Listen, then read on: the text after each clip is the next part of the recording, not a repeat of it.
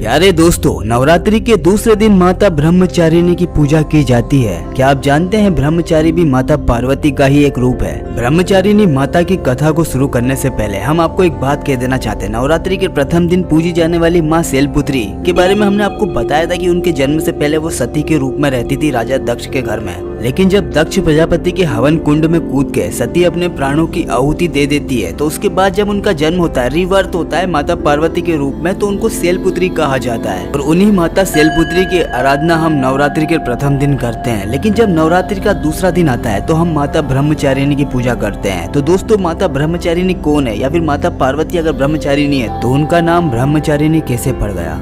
दोस्तों, जब राजा हिमावन और रानी मैना देवी के यहाँ पर पार्वती माता का जन्म हुआ तो उनको भगवान शिव के बारे में कुछ भी जानकारी नहीं थी। वो जानती तक नहीं थी भगवान शिव को। एक दिन नारद मुनि राजा हिमावन के महल में आते हैं। वो पार्वती, रानी मैना देवी और उनके पिता हिमालय को ये बात बता देते हैं कि ये आदिशक्ति का ही नया जन्म है। साथ ही नारद मुनि उनको ये बात बता देते हैं कि उनकी पुत्री गोरा का विवाह भगवान शिव के अलावा किसी और के साथ में नहीं हो सकता है। वहीं दूसरी तरफ सती की मौत के बाद से ही भगवान शिव समाधि में लीन थे। भगवान शिव किसी से भी बात नहीं करते थे, दिन रात समाधि करते और सालों तक तो वो उठते भी नहीं थे। राजा हिमावन अपनी पुत्री पार्वती के साथ में कैलाश पर्वत गए। उन्होंने भगवान शिव को प्रणाम किया और उनको कहा कि ये मेरी पुत्री है पार्वती, ये यहीं पर रह के आपकी सेवा करना चाहती है। उसके बाद माता पार्वती कैलाश पर्वत पर ही रह के भगवान शिव के लिए कंदमूल और वहाँ पे साफ सफाई की व्यवस्था कर देती थी। नारद मुनि के बताए जाने के बाद से ही माता पार्वती ने भगवान शिव को अपना पति मान लिया था। और जब पार्वती ने अपने प्रेम का प्रस्ताव भगवान शिव के सामने रखा तो उन्होंने साफ मना कर दिया।